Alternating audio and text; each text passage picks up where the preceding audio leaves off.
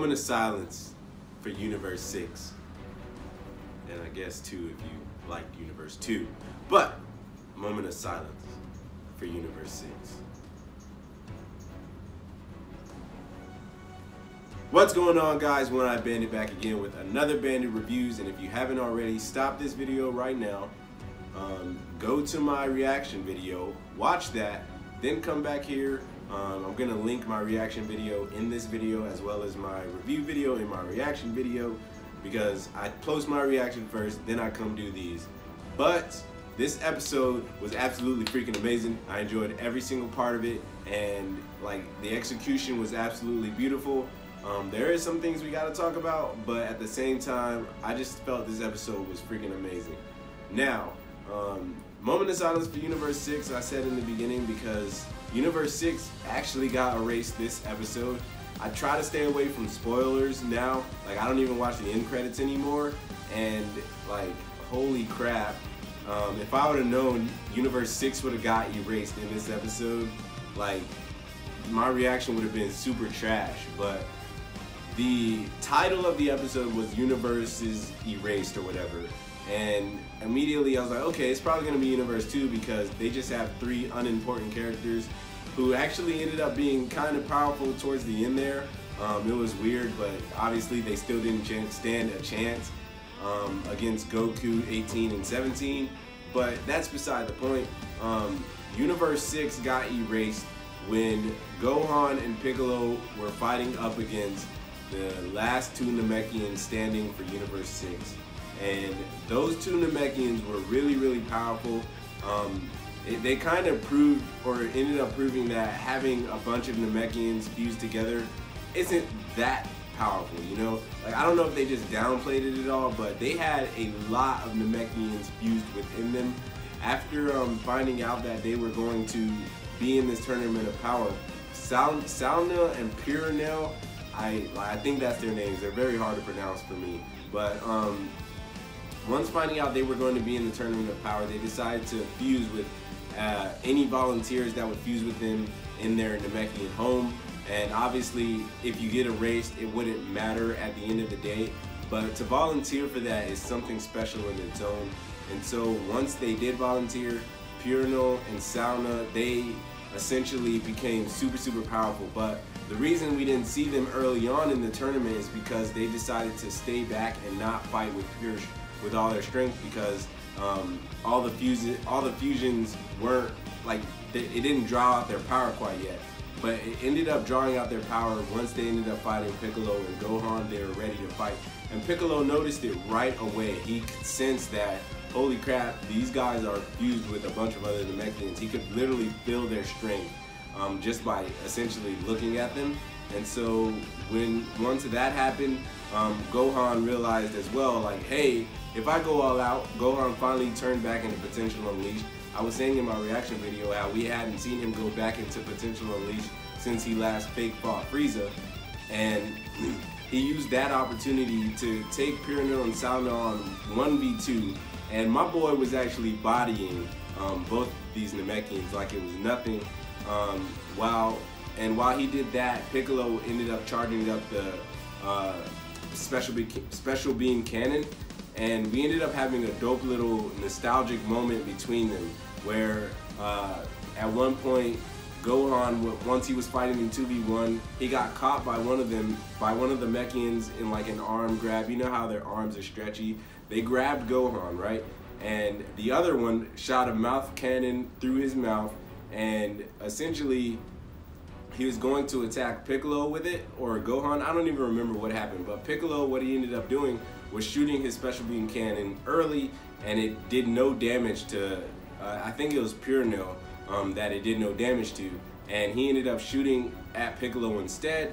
And once the blast essentially hit Piccolo, the nostalgic moment happened where Gohan jumped in front of Piccolo, just like in Dragon Ball Z, where Piccolo jumped in front of Gohan to stop Nappa from actually, Nappa shot a mouth cannon as well. It was super, super nostalgic. So I just love how this show goes back to the old episodes, or back to Z and back to Dragon Ball with all of its nostalgic moments. we got to see Goku somehow pull more power out of his butt crack because plot armor. He essentially was able to become blue for short amounts of time, breaking his limits once again. But as we stated, it seems that every time his body is under super duress, that is when he goes into the Ultra Instinct form. Except that now his body seems to be like adjusting to the amount of stress that it needs to take before he can go Ultra Instinct once more. So Goku is going to have he's going to need a lot of recovery that he has just not been given just to be able to fight Jiren again. Like, I have no idea how anything's going to happen. Once everything else happened, like, these fights were happening simultaneously. And we know this because at one point, the 3 freaking guys from Universe 2 who ended up transforming into essentially Ribrianne, Rosie, and the China girl, I forgot her name. I really didn't care about their characters at all. They ended up transforming into those girls somehow through the power of love, essentially. And that's when they started duking it out with 17, 18, and Goku. It was going to be Goku versus those 3, but 18 and 17 came to save the day, and they ended up through the power of love making this gigantic heart called Pretty Black Hole or whatever. And it was a pretty dope attack. Essentially what it did was create just a massive, like, just gravity, and it trapped your opponent in it, and they were going to attempt to send 18 and 17 and Goku through the stage and out of bounds. And obviously Goku wasn't going to let that happen. So he ends up going blue and firing a Kamehameha through the freaking blast, as well as Gohan. He ended up doing a final Kamehameha blast as well up at Piccolo and Salno, and during that attack it was actually a key clash that was about to happen, and that's when Piccolo finally let out his actual full power special big cannon to take them out as well. And like, this episode was just so good. I know I'm rambling on and obviously just talking about the episode, but just seeing everything that they did was freaking amazing. And I'm really glad that I watched this episode, and I'm glad that I'm reviewing it. And just like in my reaction videos, I know I've been slacking a lot, but I'm back, and I'm gonna attempt to push out more videos, more content as the weeks go by. But anyways, I think I got it all. No, let's talk about Universe 6 being erased real quick, because Universe 6, we got to love them because we got to freaking see Hit and Goku. We got to grow with them for like the past year. Champa's character was pretty funny, like, he was great. And once they got erased, I just knew it would pull on Beerus's heartstrings. At one point in the episode, Whis was like, Beerus, you're not really saying much about the Gohan and Piccolo and Piccolo and Salno fight.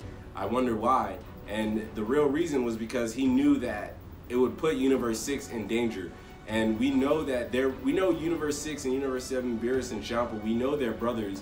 And like, you're gonna love your brother regardless. And I knew like that it would just be a heart-touching moment. I think I almost cried in my reaction video when I saw Champa getting erased. Literally, Champa was like, hey bro, at the end, right before he got erased, and pretty much just stuck his tongue out at Beerus, and Beerus was like, say something. Like, I know Beerus wanted to be like, I love you or something like that, but he just didn't. And you could just feel the heartstrings being tugged, and it's just like down to only, like, it's down to 13 minutes now. Even when Kabe got erased as well, Vegeta at the very end of the episode, we might get a Vegeta episode next episode, which I'm very excited for because Vegeta needs some screen time. But at the very end, Vegeta was like, get ready, I'm about to beat your ass because I'm not in a good mood right now. His pupil just got erased, and now Vegeta's going to have something to strive for. He needs to be the best so that he can wish back Universe 6. And I want Universe 6 to come back really bad because I really loved all those guys. And it's just sad that they went the way they did.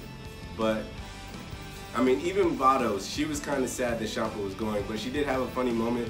While they were getting erased, she went over to sit with Whis. It's just like, what the heck? But until the very end, even when Universe 2 got erased, they were like, they like looked into the camera and was just like talking about love and stuff, and it was weird. But Shout out to Universe 6 for going down like G's. Shout out to Universe 2 for going down like G's. I enjoyed this episode a lot, and that's all I got for you guys. But anyways, if you enjoyed, please like, comment, and subscribe. If you guys enjoyed, please like, comment, and subscribe. My name is OneEyedBandit. Please come join the Bandit Army. That's all I got for you. Peace out.